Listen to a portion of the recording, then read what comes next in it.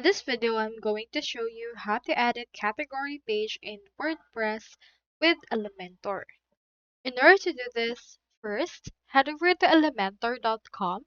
You can either click on this Get Started right here in order to create an account, or click on this Login if you already have one. Now, let's integrate our Elementor with WordPress and have it hosted by them. So head over to WordPress.com, click on the Get Started option that we can see right here if you don't have an account yet, and then set up your WordPress account. But if you already have an account like I do, head over and click on this login option. So here is my WordPress dashboard. I already have Elementor as you can see right here.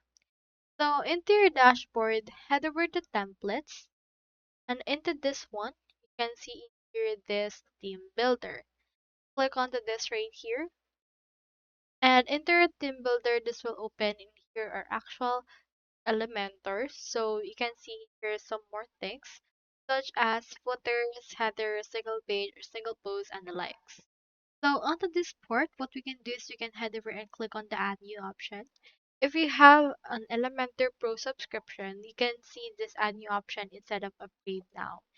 So you can just create a new template and choose archive as a template type and give it a descriptive name, like for example, category page. You should be able to open or create that particular template from there. Now from that, you can actually use widgets like from the Elementor.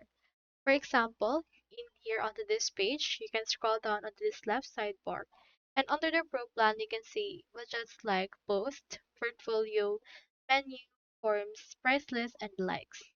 So into this, you can just choose the list option as well as the template options in order to add that right here. And into this part, you can actually create that particular template altogether. So that's how you edit category page in WordPress with Elementor. I hope this video helped you out.